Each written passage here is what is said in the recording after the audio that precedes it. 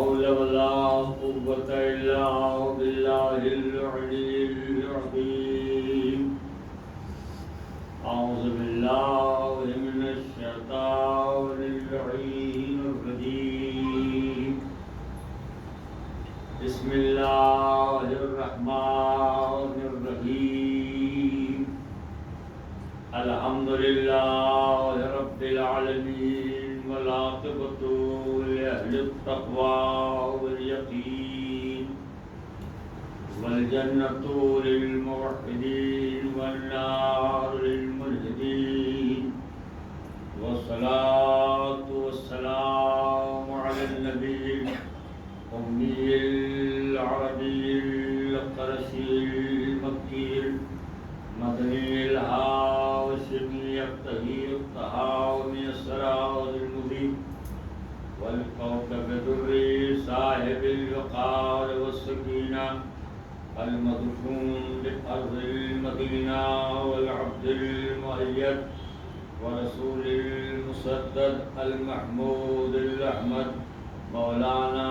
بالقاسم محمد اللهم صل على محمد وآله الطيبين الطاهرين المعصومين المظلومين لا سيما على بقية الله الأعظم في وأرواحنا لمقدم الفداء ولعنة الله على أعدائهم أجمعين من يومنا هذا إلى يوم الدين أما بعد فقد قال الله سبحانه تبارك وتعالى في كتابه المجيد وفرقانه الحميد وقوله الحق وهو أصدق الصادقين بسم الله الرحمن الرحيم تلك الرسل فضلنا بعضهم على بعض صلوات اللهم صل على محمد سلسلہ گفتگو آج اپنے دوسرے مرحلے میں ہے اور آج اپنے بیان کا آغاز میں یہاں سے کر رہا ہوں کہ آج سے 82 برس پہلے ایک شاعر گزرے علامہ اقبال. علامہ اقبال کو شاعر مشرق بھی کہا جاتا ہے، مجدد اسلام بھی کہا جاتا ہے اور حکیم محمد کے نام سے انہیں یاد کیا جاتا ہے. علامہ اقبال نے ایک شعر کہا، کہتے ہیں کہ گر تو میخواہی مسلمان زیستن، گر تو میخواہی مسلمان زیستن نیست ممکن جذبہ قرآن زیستن. علامہ اقبال کہتے ہیں کہ اے انسان اگر اس کائنات کے عالم عالم میں مسلمان بن کر زندہ رہنا چاہتا ہے تو یہ ایک بات اپنے دماغ کے کمپیوٹر میں فٹ کر لے کہ بغیر قرآن کے کوئی بھی انسان اس کائنات میں مسلمان بن کے زندہ نہیں رہ سکتا. اگر مسلمان بن کے زندہ رہنا ہے تو قرآن کو ماننا پڑے گا، قرآن پہ یقین کرنا پڑے گا، قرآن کو کتاب الہی تسلیم کرنا پڑے گا. تو قرآن دیکھیے انسانوں کی ہدایت کے لیے اللہ نے آسمانی کتابیں جو بھیجی ان تمام کتابوں میں سب سے اکمل کتاب، سب سے افضل کتاب، سب سے اجمل کتاب، سب سے احسن کتاب، سب سے اعلیٰ کتاب، سب سے بالا کتاب قرآن مجید. قرآن مجید ان تمام کتابوں میں افضل ترین کتاب کا نام ہے. آپ کو معلوم ہے کہ مہینوں میں اللہ نے ماہ رمضان کو افضل ترین مہینہ قرار دیا، شبوں میں اللہ نے شب قدر کو افضل ترین شب قرار دیا، اور ملائکہ میں اللہ نے جبریل امین کو افضل ترین ملائکہ قرار دیا، نبیوں میں اللہ نے سرکار دو عالم کو افضل ترین نبی قرار دیا. غور کیجیے میں کیا کر رہا ہوں. تو شبوں میں قدر کی رات افضل، مہینوں میں رمضان کا مہینہ افضل، ملائکہ میں جبریل امین افضل، اور نبیوں میں سرکار دو عالم افضل. تو وہ کتاب جو ماہ رمضان میں قدر کی رات میں اور افضل ترین ملک کے ہاتھوں اور افضل ترین نبی کے سینے پر نازل ہوئے ہیں، اور ان کو کیسے افضل نہیں ہو. تو قرآن مجید افضل ترین کتاب کا نام ہے. یہ قرآن کیا ہے؟ ایک شاعر نے بڑا اچھا مصرع کہے کہ قرآن ہے شعور عذاب و ثواب کا، قرآن ہے شعور عذاب و ثواب کا، قرآن معجزہ ہے رسالت ماب کا، قرآن ہے شعور عذاب و ثواب کا، قرآن معجزہ ہے رسالت ماب کا، اور قرآن ضابطہ ہے بشر کی حیات کا، قرآن ضابطہ ہے بشر کی حیات کا، قرآن آئینہ ہے خدا کی صفات کا۔ ایسا بات پڑھی محمد علیہ قرآن آئینہ ہے خدا کی صفات کا، قرآن اوج ذات رسول انعام ہے، قرآن التفات الہی کا نام ہے۔ صلوات پڑھے بابا علیہ وسلم۔ قرآن مجید خالق کائنات کی افضل ترین کتاب۔ یہ قرآن کیا ہے؟ میں اکثر کرتا ہوں، قرآن رسول اور اہل بیت رسول کا قصیدہ ہے۔ قرآن رسول اور اہل رسول اور اہل بیت رسول کی شان میں قصیدہ ہے۔ اگر آپ غور کریں تو حروف تہجی یعنی حروف ہجا جنہیں کہا جاتا ہے، ان کے ہر لفظ اور ہر حرف سے اہل بیت کے فضائل بیان ہیں۔ مثلا قرآن میں سورہ حمد کے الف سے لے کر سورہ ناس کے سین تک جو کچھ ہے سب قصیدہ ہے۔ ہم نے الف سے پوچھا کہ بتا اہل بیت کیا ہیں، تو الف نے کہا کہ اہل بیت امام کائنات ہے، الف نے کہا اہل بیت امام کائنات ہے، بے نے کہا اہل بیت باعث کائنات ہے، تے نے کہا اہل بیت تنویر کائنات ہے، سے نے کہا اہل بیت ثناء کائنات ہے، جیم نے کہا اہل بیت جان کائنات ہے، ہے نے کہا اہل بیت حسن کائنات ہے، خے نے کہا اہل بیت خورشید ذرات پر یہ بہانے بنا، خے نے کہا اہل بیت خورشید کائنات ہے، دال نے کہا اہل بیت دولت کائنات ہے، رے نے کہا اہل بیت رونق کائنات ہے، زے نے کہا اہل بیت زینت کائنات ہے، زال نے کہا اہل بیت ذوق کائنات ہے، عین نے کہا اہل بیت علو کائنات ہے، غین نے کہا اہل بیت غیرت کائنات ہے، سین نے کہا اہل بیت سید کائنات ہے، شین نے کہا اہل بیت سبقت کائنات ہے، تو نے کہا اہل بیت طلعت کائنات ہے، زو نے کہا اہل بیت سیاہ سروات پڑھیے محمد علیہ محمد، اور بے نے کہا اہل بیت بیان کائنات ہے، کاف نے کہا اہل بیت کشور کائنات ہے، اور کاف نے کہا اہل بیت قناعت کائنات ہے، اور لام نے کہا اہل بیت لنگر کائنات ہے، اور میم نے کہا اہل بیت محبوب کائنات ہے، اور نون نے کہا اہل بیت نور کائنات ہے، اور واو نے کہا اہل بیت ولی کائنات، اور یہ نے کہا اہل بیت یاد کائنات ہے۔ ایک صلوات اور پڑھیے محمد علیہ محمد۔ تو قرآن قصیدہ ہے، اہل بیت علیہ السلام کا قصیدہ ہے۔ آپ نے غور فرمایا؟ تو اصل مسئلہ یہ جو میں کرنا چاہتا یہ ہے کہ انسانوں کی ہدایت کے لیے اللہ نے 1,06,000 انبیاء بھیجے، اور جتنے نبی آئے انسانوں کی ہدایت کے لیے اللہ نے ہر ایک نبی کی نبوت کو اس کو دلیل دیا، ایک معجزہ دیا۔ بعض روایتوں میں ہے کہ انبیاء جو معجزے لے کر آئے، کسی نبی کو اللہ نے 1 معجزہ دیا، کسی کو 2 دیا، کسی کو 3 دیا، کسی کو 4 دیا، کسی کو 5 دیا، کسی کو 6 دیے، کسی کو 7 معجزے عطا کیے۔ سرطرہ آپ غور کریں کیا طرح انبیاء جو آئے ان کی نبوت پر اللہ نے ان کو خالی ہاتھ نہیں بھیجا بلکہ معجزے دیے۔ یہ معجزے کیا ہیں؟ یہ نبیوں کے نبوت پر دلیل و گواہ تھے۔ تو اللہ نے نبیوں کو معجزے دے کے بھیجے۔ توجہ ہے میری بات کا، اللہ نے انبیاء کو معجزے دے کے بھیجے۔ اور یہ بھی ایک بات قابل توجہ ہے کہ ہر نبی کے زمانے میں اور ہر نبی کے دور میں جس چیز کا عروج تھا اس اعتبار سے معجزہ دے کے بھیجا۔ مثلا جناب موسیٰ کے زمانے میں سحر اور جادوگری کا معاملہ عروج پہ تھا، تو اللہ نے جناب موسیٰ کو ید بیضا اور عصا کا معجزہ دے کے بھیجا۔ یہ عصا کیا تھا؟ جس کو جب زمین بھیجتے تھے تو عصا عذاب بن جاتا تھا، پانی مارتے تھے راستہ بن جاتا تھا۔ تو جناب موسیٰ کو جو معجزہ دیا اس کے زمانے کے اعتبار سے دیا، چونکہ ان کے زمانے میں سحر جادوگری کا معاملہ عروج پہ تھا، لہذا اللہ نے ید بیضا اور عصا کا معجزہ دیا۔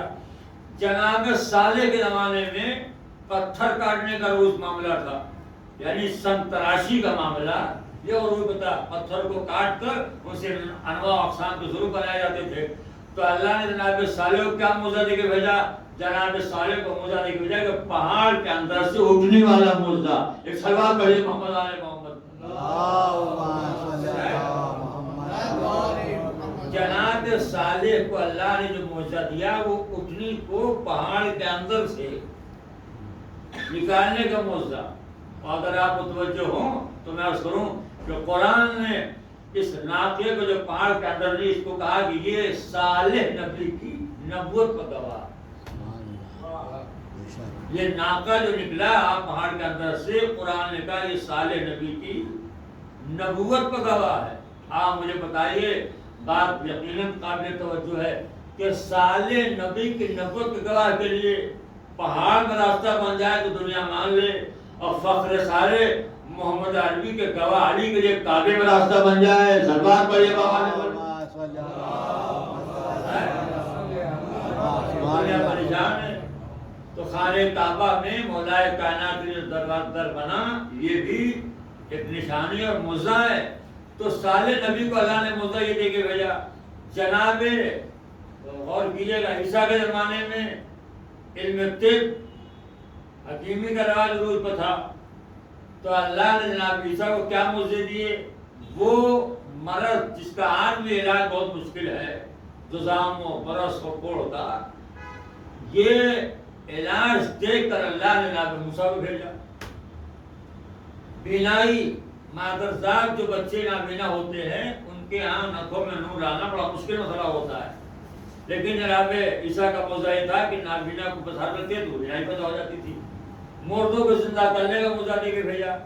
تو نبیوں کے زمانے میں جس چیز کا عروج تھا اس اعتبار سے اللہ نے ان نبیوں کو موجزے دے کے بھیجا. ایک سوال پڑھیے اور بابا نے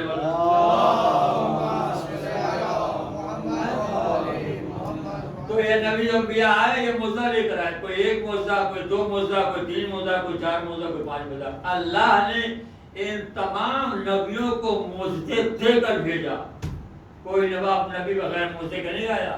میں ایک جملہ کہتا ہوں غور کیجیے گا، یہ تمام انبیاء آئے موجزہ لے کر آئے، مگر عبداللہ کلال، پیکر حسن جمال، سرور کائنات، رحمت جہاد، سرور کون و مکان، ناصرۃ جہاں، جناب سلمان جو آئے تو یہ موجزہ لے کر نہیں بلکہ موجزہ بن کر آئے. سلمان پڑھیے محمد والے محمد.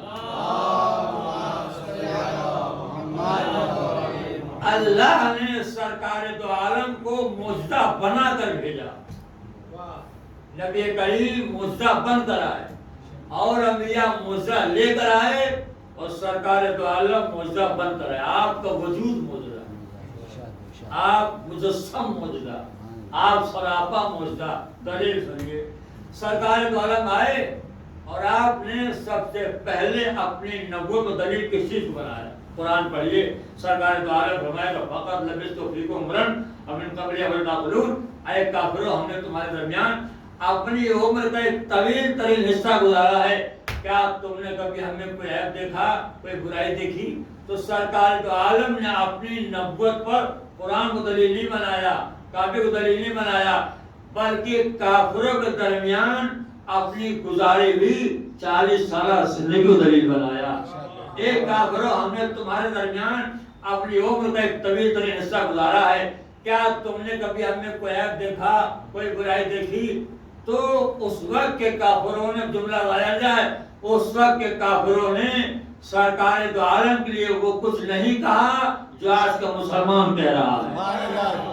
ایک سلام کریے محمد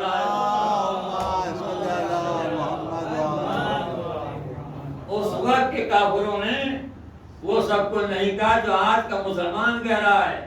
یعنی آج کا مسلمان جو کہہ رہا ہے وہ کل کیا کافر نہیں کہا. تو کہیے میں جملہ کہہ دوں کہ آج کے مسلمانوں سے تو کل کا کافر اچھا تھا کہ برا ہو کر بھی سرکار دو عالم کو برا نہ کہہ سکا. سلوات پڑھیے محمد والے محمد. تو اللہ نے سرکار دو عالم کو معجزہ بنا کر بھیجا. سرکار دو عالم کی ذات اقدس معجزہ ہے. آپ کا اٹھنا معجزہ، آپ کا بیٹھنا معجزہ، آپ کا بولنا معجزہ، آپ کا ہنسنا معجزہ، آپ کا بہنا معجزہ، آپ کا کھانا معجزہ، آپ کا پینا معجزہ، آپ کا توجہ ہے، آپ کا ہر لمحہ معجزہ. زندگی کوئی لمحہ ایسا نہیں جو مزہ نہ ہو. اگر آپ ہنسے تو مزہ، کھائیں تو مزہ، پیے تو مزہ، کسی کو اپنے دوست کو اٹھائیں تو مزہ، کسی کو پس میں اٹھائیں تو مزہ، کسی کو پس میں بلائیں تو مزہ، کسی کو پس میں اٹھائیں تو مزہ. صلوات پڑھیے محمد و آل محمد. آپ کا پورا وجود موجودہ ہے. محمد رشید کا دربار ہے اور ایک مرتبہ ایک تاجر اس کے دربار میں داخل ہوا اور جیسے تاجر دربار میں داخل ہوا لکھا کہ پورے محل میں پورے دربار میں ایک عجیب طرح خوشبو پھیلی. ایسی خوشبو شاید درباریوں نے کبھی خوشبو نہیں سنی نہ ہو. ایسی خوشبو. مامور حیران ہو گیا. نے بلایا کہا یہ کیا لایا ہے؟ خوشبو کیسی ہے؟ تو ہے کون؟ تو جگہ میں تاجر ہوں اور تجارت کے لیے آیا ہوں، کام تجارت کرنے کا. کیا بیچتا ہے؟ اس کو کیا لایا ہے؟ تو اس نے کہا میں اس وقت جو چیز لایا ہوں وہ ایسی چیزیں کہ تو اپنے پوری دولت ہمارے حوالے کر دے تب تو اس کی قیمت ادا کر سکتا ہے. اب ہے کیا؟ کہ سرکار تو عالم کے بال یہ جو خوشبو دیکھ رہا ہے یہ نبی کریم کے بال میں خوشبو ہے. تو نے کہا کیا دلیل ہے کہ یہ بال اصلی ہیں؟ کہ یہ خوشبو جو پھیلی ہوئی دربار میں کیا اس سے تو نہیں سمجھ رہا ہے؟ یہ خوشبو جو ہے یہ دلیل ہے.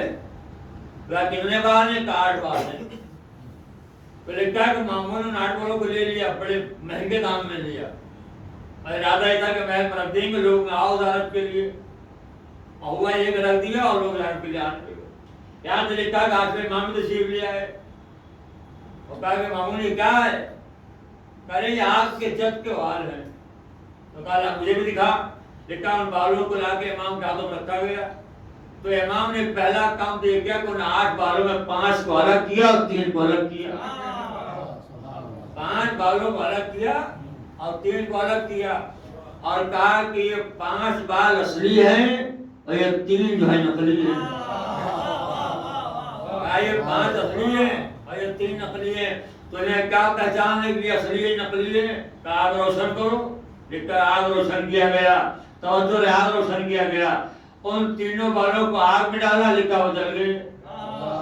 ان تینوں بالوں کو آگ میں ڈالا. لکھا کہ وہ جل گئے.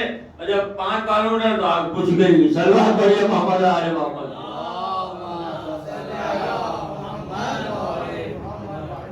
میں نے کیوں سنایا؟ حضور کا پورا وجود ہوتا ہے.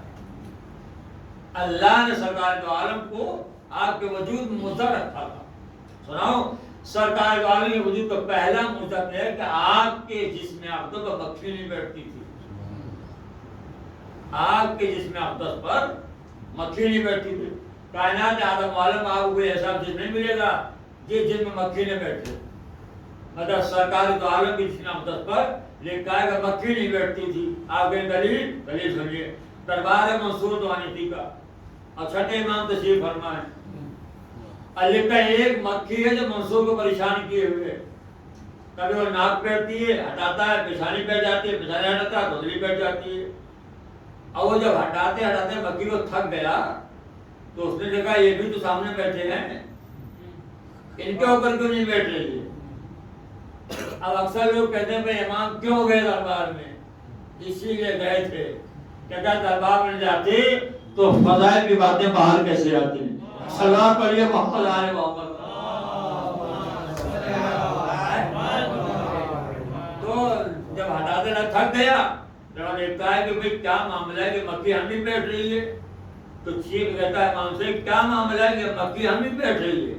مطلب یہ کہ آپ کو کیوں نہیں بیٹھ رہی ہے یا ہمیں کیوں بیٹھ رہی ہے؟ دیکھیے اگر وہ نہ پوچھتا تو امام جواب نہ دیتے. جب انہیں کیا بات ہے کہ مکھی ہم ہی بیٹھ رہی ہے تو امام نے کہا اس میں منصور معاملہ یہ ہے کہ مکھی ان جانوروں میں سے ہے جو اپنے بیٹھنے کے لیے ہمیشہ کثافتوں کو ڈھونڈتی ہے. صلوات پڑھیے محمد آل محمد.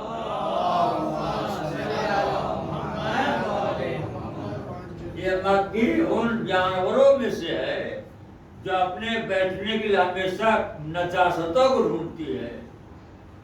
تو نجاستوں کا انبار ہے، وہاں ہمارے اطہار ہیں، ہم پہ مکھی کیسے بیٹھے گی؟ تو سرکار دو عالم کے جسم اقدس کا پہلا کام ہے کہ آپ کے جسم میں مکھی نہیں بیٹھتی تھی.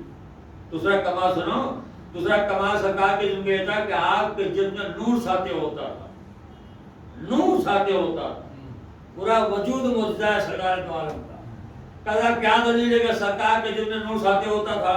تو کون سا مومن جس نے روایت نہیں سنی کہ حضور کی سودا نے فرمایا کہ جب کبھی میری سوئی گم ہو جاتی تھی تو میں انتظار کرتی تھی، یہ جملہ ہے، جب کبھی میری سوئی گم ہو جاتی تھی تو میں انتظار کرتی تھی، میں انتظار کرتی تھی، نہیں اور ذرا مجمع، میں انتظار کرتی تھی۔ بھیا اگر انتظار کرنا بدعت ہے تو چاہے کہ لمحے کا انتظار ہو چاہے ایک صدی کا انتظار ہو، اگر بدعت ہے تو بدعت کا عجیب معاملہ ہے، وہ سلسلہ محمد کے پہلے محمد کا انتظار کریں تو بدعت نہیں ہے، ہم آخری کریں تو بدعت ہو جائے۔ ذرا تو یہ محمد بنانے والا تو سرکار دو عالم کے جسم اقدس کا دوسرا معجزہ یہ تھا کہ آپ کے جسم سے نور ساطع ہوتا تھا۔ تیسرا معجزہ سناؤ، سرکار دو عالم کے جسم کا تیسرا معجزہ یہ تھا، اور بہت توجہ طلب بات ہے کہ آپ کے جسم کا سایہ نہیں تھا۔ کائنات آدم عالم میں ایسا کوئی جسم نہیں ملے گا آپ کو جس جسم کا سایہ نہ ہو، مگر یہ حضور کے جسم اقدس کا کمال تھا کہ آپ کے جسم کا سایہ نہیں تھا۔ آپ کہیں گے مولانا بغیر دلیل کے بات نہیں مانوں گا، تو میں بھی خان ہوں، بغیر دلیل کے بات کرتا بھی نہیں ہوں۔ کیا دلیل ہے؟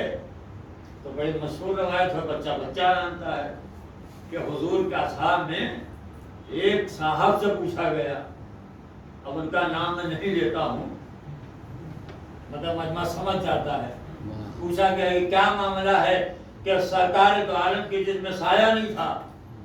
تو انہوں نے فرمایا کہ سایہ اس لیے نہیں تھا کہ سرکار دو عالم جو اپنے بدوسرہ میں نکلتے تھے تو تنہا تو ہوتے نہیں تھے، بلکہ آپ کے ساتھ آپ کے صاحب چاہنے والے یار جانثار، تو اگر سایہ ہوتا تو خطرہ یہ تھا کہیں نبی کے سائے پر کسی صحابی قدم نہ پڑ جائے، اور سرکار دو عالم کے سائے پر کسی صحابی قدم پڑ جائے یہ سرکار دو عالم کی توہین ہے۔ تو ہم نے گویا آپ نے یہ بھی مان لیا کہ صحابی کو اتنا بھی حق نہیں ہے جو اپنا قدم نبی کے سائے پر رکھ دے۔ ذرا ان کا مقابلہ علی سے نہ کرنا، علی تو جن کا قدم دوسرے رسالت پا گئے۔ محمد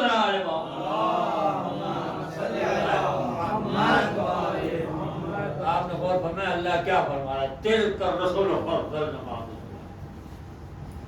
ہم نے بعض رسولوں کو بعض رسولوں پر فضیلت دی۔ یہ آیت ہے، آیت اللہ فرمایا کہ ہم نے بعض رسولوں کو بعض رسولوں کو فضیلت دی ہے۔ آیت کا یہ پہلا جملہ بتا رہا ہے کہ سارے رسول ایک جیسے نہیں تھے۔ یہ تھوڑا ہم ہاں کرتے رہیے، تلک الرسول فضلنا بعضهم علی بعض، اللہ فرمایا کہ یہ رسول ہیں، ان میں بعض کو ہم نے بعض پر فضیلت دی ہے۔ تو اس آیت کے پہلے فقرے نے ہمیں بتایا کہ سارے انبیاء ایک جیسے نہیں ہیں۔ اگر سارے ایک جیسے ہوتے تو اللہ یہ نہ کہتا کہ ہم نے ان میں بعض کو بعض پر فضیلت دی ہے۔ اللہ کہہ رہا ہے کہ ہم نے بعض کو بعض فضیلت دی ہے، اور اللہ کہہ رہا ہے کہ ہم آپ ذرا غور کیجیے میں کیا کر رہا ہوں۔ ایک بڑی آسان بات ہے، میں چاہ رہا ہوں آپ تک پہنچا دوں۔ انسانوں کے تعداد اس کائنات میں کیا ہے ہمیں نہیں معلوم، جنہیں معلوم ہوگا مجھے ہمیں بتا دیں گے۔ تو میں آپ سے پوچھتا ہوں کہ ان تمام انسانوں کو اللہ نے پیدا کیا تو کیا سارے انسانوں کو نبی بنایا؟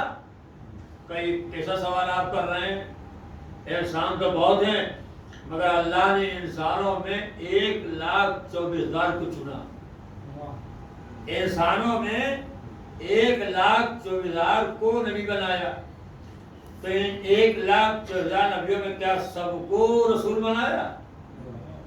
نہیں صاحب، سب کو رسول نہیں بنایا، بلکہ 1,24,000 انبیاء میں 313 کو رسول بنایا۔ تو کیا ان 313 میں سب کو بڑا رسول بنایا؟ ایسا بھی نہیں ہے، ان 313 میں سب کو بڑا رسول نہیں بنایا۔ تو سب کو جو رسول نے کیا سب کو محمد جیسا بنایا؟ ایسا معاملہ بھی نہیں ہے، سب کو محمد جیسا بھی نہیں بنایا۔ تو آپ ذرا غور کریں، سارے انسان انبیاء جیسے نہیں، سارے انبیاء رسول جیسے نہیں، سارے رسول محمد جیسے نہیں۔ ہائے ہائے ہائے، تو جب اتنے بڑے بڑے نبی محمد جیسے نہ ہوئے تو چھوٹے چھوٹے مولوی محمد جیسے کیسے ہوئے؟ صلوات پڑھیے محمد علیہ وسلم۔ لگاؤ سامنے کے صلوات علیہ وسلم۔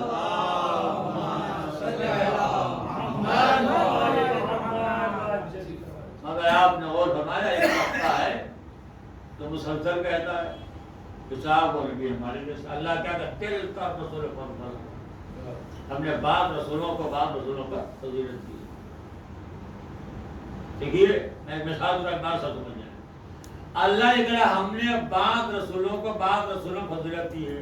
مثلا میں کہوں کہ ہمارے اس مجمع میں بعض ہیں جو بعض کو فضیلت رکھتے ہیں، جو مجمع ہمارے سامنے بیٹھا ہے ان میں کچھ ہیں جو کچھ پر فضیلت رکھتے ہیں، تو ہمارے اس بات کو سمجھنے میں کوئی دشواری نہیں ہوگی، ہر آدمی مطمئن ہو جائے گا بالکل بات صحیح فرما رہے ہیں آپ۔ بعض ہیں جو بعض کو فضیلت رکھتے ہیں، بھائی یہ بات سمجھنے میں کوئی دشواری ہے؟ میں کہوں ہمارے مجمع میں کچھ ہیں جو کوئی فضیلت رکھتے ہیں تو ہر ایک ہماری بات مان لے گا۔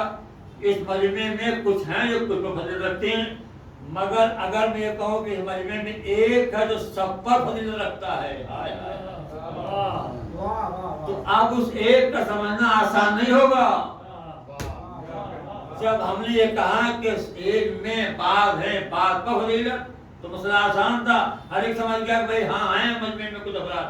لیکن اگر میں یہ کہوں کہ ان میں ایک ہے جو سب پر فضیلت رکھتا ہے اور نام نہ لوں، کسی صفت کا اظہار نہ کروں، کوئی کردار نہ بیان کروں، کوئی کمال نہ بیان کروں، تو اب اس ایک کا سمجھنا آسان نہیں ہوگا۔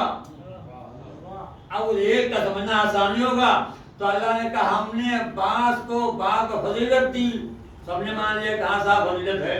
اس کو اللہ نے کہا منہم من کلم اللہ، ان میں بعض وہ ہیں جن کو ہم نے شرف کلام ہی بخشا۔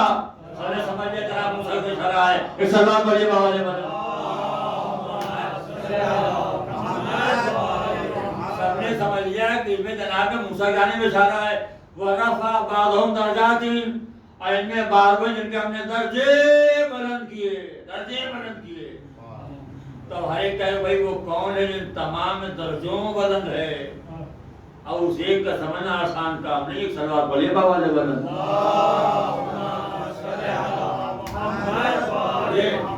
ہمارے اردو زبان میں اللہ میں سمجھا پاؤں گا نہیں سمجھا پاؤں گا، اردو زبان میں کچھ لفظیں ہیں جو بتائے لگتے بالکل ایک جیسی ہیں، مگر آپ غور کریں گے بڑا فرق ہوگا۔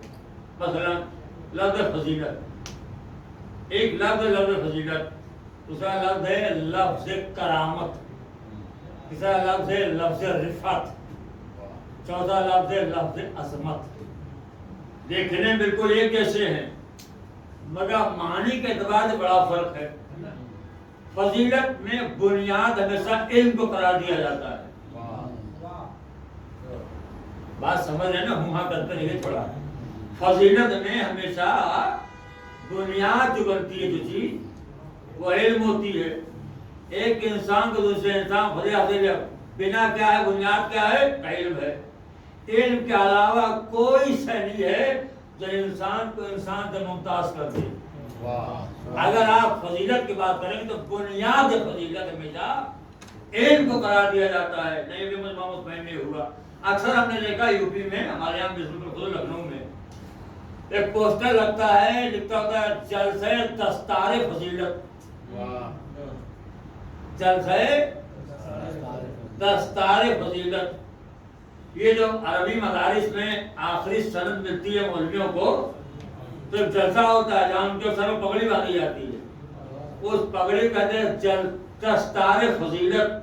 آج تک آپ نے دستار عظمت نہیں سنا ہوگا، دستار کرامت۔ جب بولا دستار فضیلت تو معلوم یہ کہ فضیلت میں ہمیشہ بنیاد جس چیز کو قرار دیا جاتا ہے وہ چیز ہے علم۔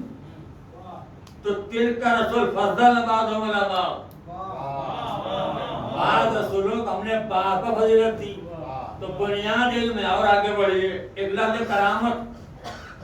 کرامت جو انسان کو حاصل ہوتی ہے وہ نسبت سے. اگر نسبت اس کے اللہ یا رسول یا اہل بیت سے ہے تو اللہ اور اہل بیت رسول اس کو کریم بنا دیتے ہیں, صاحب کرامت بنا دیتے ہیں. تو کرامت کے لیے نسبت ضروری ہے. اور ایک لفظ ہے شرافت. شرافت کے لیے حسب و نسب ضروری ہے. کیا کہا فلاں صاحب بڑے شرافت والے ہیں, تو ہم سے بنیاد جو چیز بنتی ہے وہ ہوتی ہے حسب و نسب. تو شرافت میں بنیاد حسب و نسب, فضیلت بنیاد علم, کرامت میں بنیاد نسبت. مگر رفت ایک ایسا لفظ ہے جس میں فضیلت بھی شامل ہے, کرامت بھی شامل ہے. سارے سلمان پڑھیے محمد آل محمد. یہ لفظ رفت عربی زبان کا وہ لفظ ہے جس لفظ میں فضیلت بھی شامل ہے, کرامت بھی شامل ہے, عظمت بھی شامل ہے اور شرافت بھی شامل ہے. اللہ نے سارے نبیوں کے لیے لفظ فضل استعمال کیا, مگر جب معاملہ سرکار دو عالم کا آیا تو سرکار دو عالم اللہ نے لفظ رفت استعمال کیا. سلام پڑھیے محمد علیہ وسلم.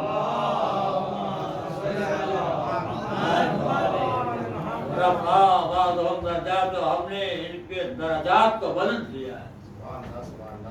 میرے عزیزو, سرکار دو عالم کا تذکرہ اس لیے ضروری ہے کہ آج ہم پر ایک الزام اکثر مسلمان لاتا ہے کہ یہ قوم وہ ہے جو جب بہت خوش ہوتی ہے تو علی علی کرتی ہے, اور جب مغموم ہوتی ہے تو حسین حسین کرتی ہے.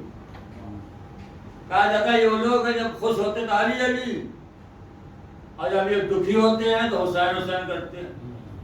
یہ ہمارے پر یہ جو بات کہی جاتی ہے کہ ہم جب خوش ہوتے تو علی علی اور جب مغموم تو حسین, ایسا نہیں ہے. ہم تذکرہ سب کا کرتے ہیں مگر آپ سننے میں کہاں مادہ ہیں. آئیے یہی سنیے, یہی ہم آپ کو سنائیں کہ ہم نبی کا تذکرہ کتنا کرتے ہیں اور مولا علی کا تذکرہ کتنا کرتے ہیں.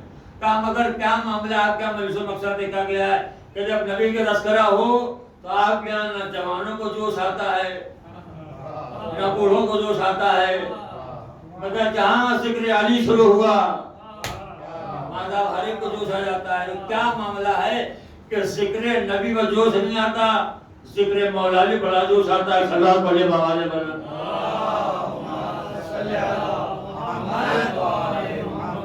یہ معاملہ کیا ہے کہ جب رسول کا تذکرہ ہوتا ہے تو آپ کے یہاں جوش نہیں آتا, مگر جہاں ذکر علی شروع ہوا مولا علی ہوتا ہے, ہر ایک کو جوش آ جاتا ہے. تو ہم نے کہا معاملہ یہ ہے کہ اس میں جھگڑا ہمارا رسول اللہ وہ تو ہے نہیں, سارا معاملہ تو مولا علی کا ہے. اور آپ کو معلوم ہونا چاہیے کہ ہر چیز کا ایک مرکز ہوتا ہے اور ہر جز اپنے مرکز طرف کھینچتی ہے. ایک ماچس کی کاٹی آپ روشن کیجیے تو دھواں اٹھو اوپر جائے گا. یہ دھواں اوپر کیوں جاتا ہے؟ یہ کہ آگ کا مرکز اوپر ہے اور مرکز کام ہے اپنے جز کو اپنی طرف کھینچ لے. آپ ایک پتھر لیجیے, آپ مٹی کا ڈھیرا لیجیے, آپ پھینکیے زور لگا کے, تو جہاں تک آپ کی طاقت ساتھ دے گی اوپر جائے گا. بال پلٹ کے نیچے ہے, نیچے کیوں آ رہا ہے؟ لیکن مٹی کا مرکز زمین نیچے ہے اور مرکز کا کام ہے کہ وہ اپنے جز کو اپنی طرف کھینچ لے. اللہ اکبر. اللہ نے مجمع متوجہ ہوا, مرکز کام ہے وہ اپنے جز کو اپنی طرف کھینچ لے. از میں معاملہ یہ کہ مولا کے ذکر جوش لے آتا ہے کہ مولا ہے کل ایمان, مرکز ایمان ہے مولا علی. اب جہاں جہاں ایمان کا جز ہوگا تذکرہ ہونا کھینچتا ہوا چلا جائے گا. صلوات پڑھیے محمد علیہ وسلم.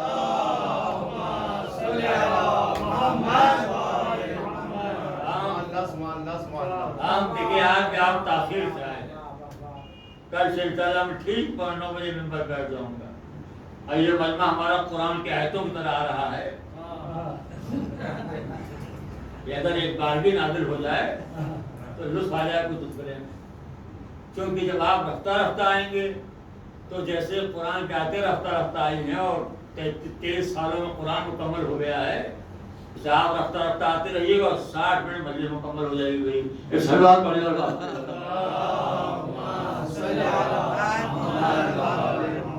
ایک سلوات اس سے بہتر آواز بڑھ رہی ہے.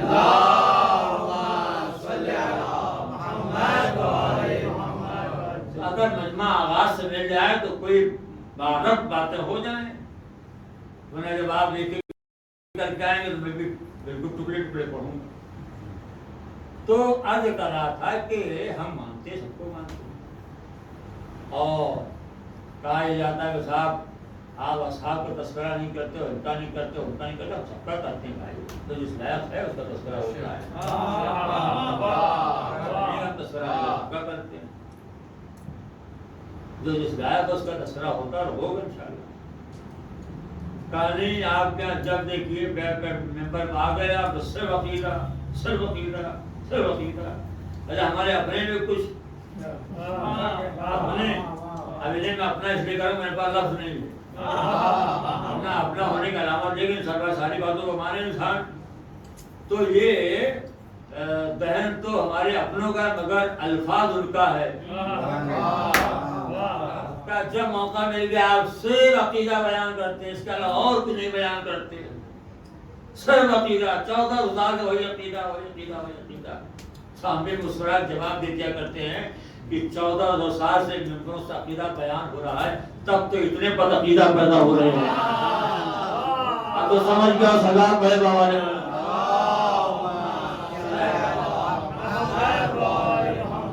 اگر نہ بیان ہوتا تو کتنے بد عقیدہ پیدا ہوتے.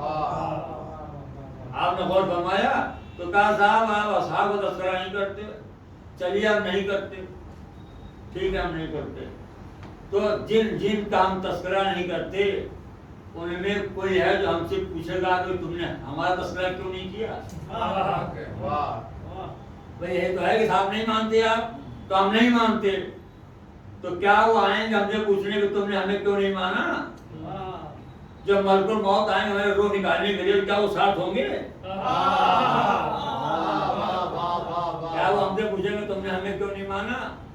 کیا سب میں آئیں گے ہم سے پوچھنے کے لیے کہ تم نے ہمیں کیوں نہیں مانا؟ جب منکر نکیر سوال کریں گے کیا وہ ہوں گے کہ تم نے ہمیں کیوں نہیں مانا؟ میدان محشر میں آئیں گے ہم سے پوچھنے کے لیے کہ تم نے ہمیں کیوں نہیں مانا؟ کوثر پلانوں میں کہیں ان کا نام ہے؟ حساب کتاب ہوگا کیا یہ نظر آئیں گے؟ اما کہیں سابقہ پڑھنے والے نہیں گے اس لیے نہیں مانا ہم نے. سلام کریے محمد آل محمد.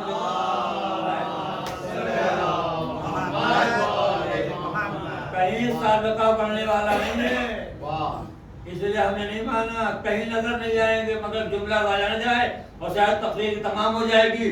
جسے ہم نے نہیں مانا، توجہ رہے، جسے ہم نے نہیں مانا ان میں کوئی ہم سے نہیں پوچھے گا کہ تم نے ہمیں کیوں نہیں مانا، مگر جنہیں تم نے نہیں مانا ہر قدم پوچھا کہ تم نے ہمیں کیوں نہیں مانا.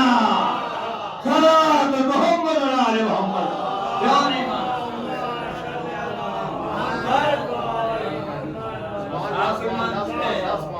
ہم سے بہتر تو اصحاب کوئی مانتے نہیں ہے. اصحاب بڑی عظمت ہے، بڑے فضائل ہیں اصحاب کے. اصحاب کی عظمت یہ ہے کہ اصحاب اگر عرش پہ ہوں تو تارے ہیں. اصحاب اگر عرش پہ ہوں تو تارے ہیں، اور فرش پہ ہوں تو بصیرت کے منارے ہیں، اور قرآن میں ہوں تو قرآن کے پارے ہیں، اور اہل بیت کے ساتھ ہو تو سب ہمارے ہیں. محمد علی محمد.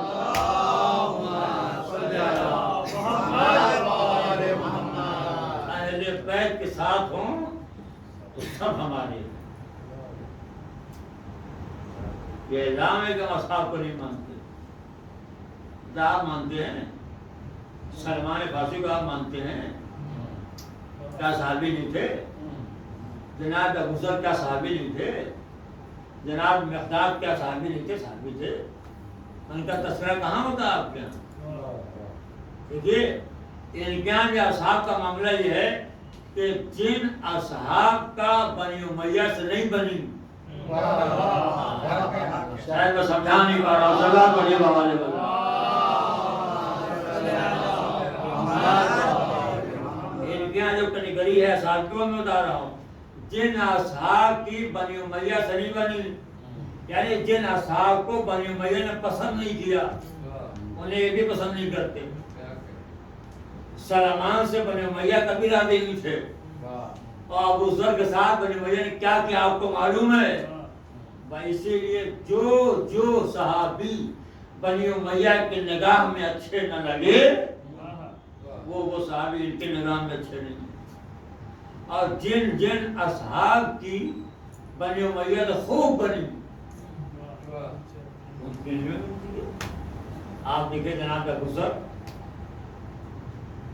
جناب وہ صحابی تھے، مگر کیسے صحابی تھے؟ اللہ کیا عظمت ہے جناب آدم سے لے کر وہاں تک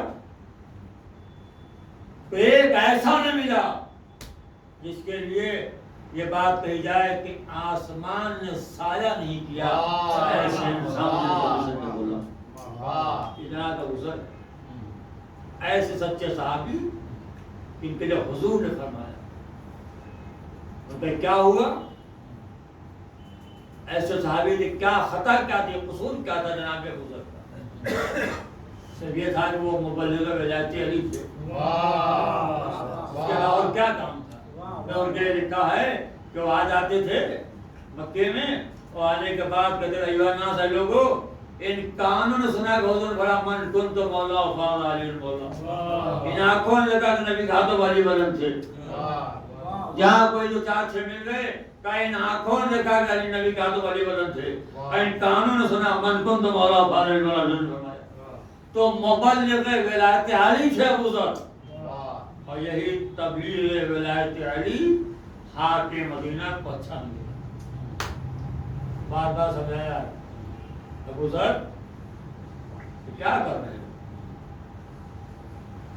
کس کا اعلان کر رہے ہو؟ ابو ذر ہے، ایک دن ہوا یہ کہ واقع میں مدینہ نے کہا ابو ذر یہ بتاؤ کہ تمہاری نگاہ میں سب سے اچھا شہر کون سا ہے؟ ہمیں نگاہ سب سے اچھا شہر مکہ اور مدینہ ہے، کا سب سے بدترین خراب شہر کون سا ہے؟ تو ابو ذر نے کہا رمضا کا، بس وہی جاؤ۔ اس سرکار دو عالم کے بوڑھے صحابی کو صرف اس جرم میں مدینہ سے نکال دیا گیا کہ یہ علی کیوں کرتا ہے، یہ ولایت علی کا اعلان کیوں کرتا ہے، نکال دیا گیا۔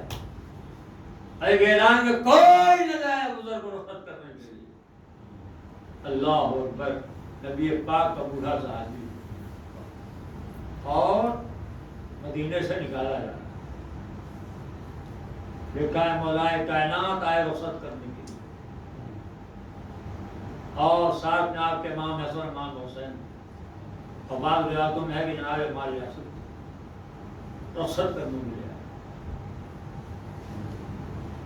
چلے جا رہے ہیں، آگے آگے مولا علی ہیں، جناب ابو ذر ہیں، اور دائیں امام حسن ہیں، اور بائیں امام حسین ہیں۔ ایک بار مولانا محسوس یہ گئے جیسے ابو ذر رو رہے ہیں، عمر کے جگہ کا ابو ذر کیا موت سے ڈر گئے، کیا موت سے ڈر گئے؟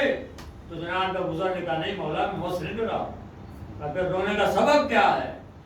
تو آپ سنیں گے اشارہ کیا امام حسن امام حسین کی جانب، تو کہا مولا رو اس لیے رہا ہوں کہ اب اس کے بعد یہ دو چانس صورتیں دیکھنے کو نہ ملے۔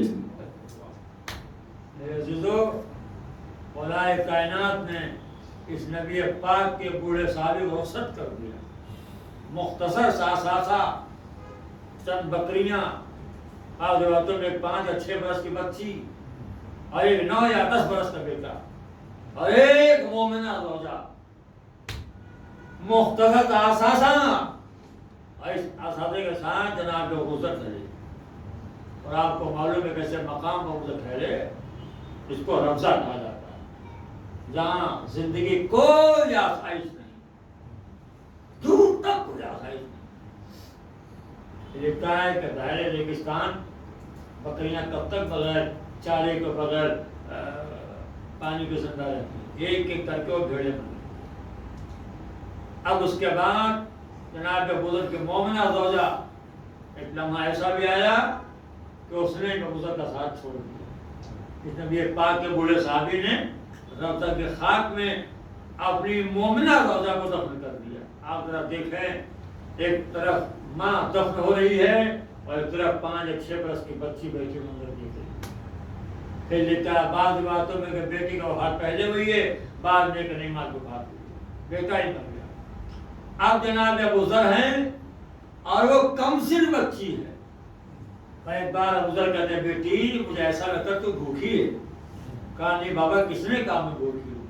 کہا بیٹی میں تیرا باپ ہوں، مجھے ایسا محسوس ہے کہ تو بھوکی ہے، جا رہا ہوں شاید تیرے کچھ لا سکوں. آپ ذرا سوچئے، ایک طرف کم سن بچی ہو، ایک طرف بوڑھا باپ ہو. لکھتا ہے کہ جناب ابو ذر چلے، چلا نہ گیا تو بیٹھ گئے، بیٹھا نہ گیا تو لیٹ گئے. ادھر ابو ذر لیٹے، ادھر بچی آگے بڑھی، اپنے ننھے ہاتھوں سے اس نے ریت کو اکٹھا کیا اور اکٹھا کرنے میں تکیہ بنایا، اپنے باپ کے سر کو تکیے پر رکھ دیا اور کوہنیاں زمین میں ٹیک کی. بابا اگر آپ کی یہاں وفات ہو گئی تو میں آپ کے غسل و کفن کا اہتمام کیسے کروں گی؟ ابو ذر نے کہا بیٹی فکر نہیں کرنا، میری وفات کے بعد شاہراہ پہ جانا، خلیفہ نے قافلہ گزرے گا، کہنے جانے والوں میرا بابا مر گیا، لوگ آئیں گے مجھے غسل و کفن دیں گے. اے ارباب یادا، بچی بہت دیر تک دیکھتی رہی. ایک مرتبہ باپ نے آخری ہچکی لی، بچی نے منہ پر منہ رکھ دیا، اے بابا. ارباب یادا، یہاں تک کہ بہت دیر تک بچی باپ کے پاس بیٹھی روتی رہی. اللہ اللہ، میرے باپ کی وصیت یاد آئی. میرے بابا نے کہا ہے کہ قافلہ گزرے گا. عزادر آئی، شاہراہ بیٹھ گئی، اس انتظار میں قافلہ گزرے گا. بس کیا دیکھا، ایک قافلہ آ رہا تھا، بچی کھڑی ہو گئی، کہے جانے والوں ارے میرا بابا مر گیا، آؤ میرے بابا کو دفن کرو. اے ارباب، یہ کوئی اور نہ تھا، یہ جناب مالک اشتر قافلہ تھا. ایک بار مالک اشتر پوچھا بیٹی تیرے بابا کا نام کیا تھا؟ کہا میرے بابا کا نام ابو ذر تھا. اے ارباب یادا، جناب مالک اشتر نے آواز دے ساتھیو آؤ، صحابی پیغمبر ابو ذر کی وفات ہو گئی. اللہ اللہ، سارے صحابی سارے مالک اشتر کا سارے سپاہی آئے. لکھتا ہے کہ مالک اشتر تھے اور ان کے ساتھ 100 سپاہی تھے. آئے وہاں کے بعد پہلے بچی کے سر پر دستے سب کا پھیرا. میں کہوں اے بچی، ارے تو بڑے خوش نصیب نکلی، وطن سے دور باپ کی وفات ہوئی تو کوئی دستے سب کا پھیرنے والے تو مل گئے. اے ارباب یادا، مالک اشتر آئے، لکھا ابو ذر غسل دیا. جب کفن پہنانا ہوا تو غلام سے کہا جا میرا کفن لے کے آ. غلام دوڑ کے آیا، کفن لے کے جب جانے لگا تو مالک اشتر کے سپاہیوں نے کہا یہ کہاں لے کے جا رہا ہے؟ کہا مالک نے مانگا ہے، ابو ذر کو دینا ہے. میں پاس سارے سپاہی گئے، اپنا اپنا کفن لے کر آئے اور کہے مالک ابو ذر ہمارا جو دوست تھا، ہم اپنا کفن لیں گے، ہم اپنا کفن لیں گے. ہم نے کہا اللہ اللہ، آج ایک صحابی ایک سے ایک کفن لینے والے، ارے کل نوازہ رسول کا اور خاکے کا غلام لاسا میں گوڑ کفن پڑا رہا، ارے کوئی نہ تھا تو نبی کے نوازہ کفن دیتا. ارباب یادا، یہاں تک لکھتا ہے جناب مالک اشتر دفن ہو گئے. اے عزادارو، مالک آئے ابو ذر کے بیٹے کو اپنے ساتھ لے گئے. میں کہوں گے بچی، ارے تو بڑے خوش نصیب نکلی، ارے وطن سے دور باپ کی وفات ہوئی تو کوئی نہ کوئی تو مل گیا پرسان ہاتھ. اب میرا مجمع ہمیں بتائے ارے کیا کرے سکینہ، کیا کرے سکینہ. آیا باپ کی شہادت کے بعد جو کہ کسی نے تماچے مارے، کسی نے دلے مارے، پچی طرح بھی ارے ہائے میرا بابا مارا گیا. اور باپ یادا، بس جو فکر مسائل کو سنیں اور مجلس تمام ہو جائے. بعض علماء و ذاکرین ہم نے سنا ہے کہ شام غریبہ جو سناٹا آیا اور جناب زینب بچی کو ڈھونڈتے ہوئے پہنچی. کیا دیکھا اللہ سے بے سر ہے. اب بچی بیٹی فریاد کر رہی بابا بڑے ظلم ہوئے، بابا میرے کانوں کو چھوارے لے گئے ظالم، بابا میرے تمنے کھائے. جناب زینب کو یہ بیٹی تم نے باپ کے لالو کیسے پہچانا؟ کہے پھوپھی اماں جب خیمے میں آگ لگی تھی میں ہائے بابا کہہ کر رو رہی تھی، تجھے آواز دے رہی ہے رجا بنیا. اے بیٹی سکینہ تیرا باپ نصیب ہے. اے پھوپھی اماں میں اس آواز کے سہارے پہنچی، کہا میری آؤ چلیں، تنہا کوئی جنگل میں نہیں سوتا، کہے پھوپھی اماں میرے باپ کو دیا۔ اے عزادارو، میں ایک بات جناب سکینہ دے پھوپھی اماں میں نہ جاؤں گی بیٹی، کیوں؟ کہا جب میرا بابا مدینے میں تھا تو مجھے اپنے سینے کو سلا کر ایک رسول اللہ کے صحابی ابو ذر کی بیٹی کا واقعہ سناتا تھا۔ ایک بیٹی کیسا واقعہ؟ عزادارو سکینہ نے پورا واقعہ سنایا۔ ان کے وفات وطن سے دور ہوئی تو بچی نے پوچھا اے بابا میں آپ کے غسل کفن کا اہتمام کیسے کروں گی؟ تو باپ نے کہا اے بیٹی شہر جا کے بیٹھ جانا، ایک قافلہ گزرے گا، کہے جانے والوں ارے میرا بابا مر گیا، لوگ آئیں گے مجھے دفن کریں گے۔ پھوپھی اماں جب بابا مدینے سناتے تھے بات میرے سمجھ نہیں آتی تھی، پر آج میرے بات سمجھ میں آ گئی۔ اے پھوپھی اماں جب یزید قافلہ چلا جائے گا میں بھی اشارہ کر کے بیٹھ جاؤں گی، کبھی جانے والوں ارے وہ تو صحابی تھا، یہ تو نواسا، آؤ میرے باپ کو دفن کرو۔ ارے زینب طرف گئی، اے بیٹی سکینہ اب کون آئے گا تیرے بابا کو دفن کرنے کے لیے؟ ہائے تیرا بیمار بھائی، بیٹھ جاؤ۔ صلبنا صلبوا لعنة تقبل منا إنك أنت السميع اللهم إني أسألك باسمك العظيم العظيم العظيم الأجل ما تنع حسين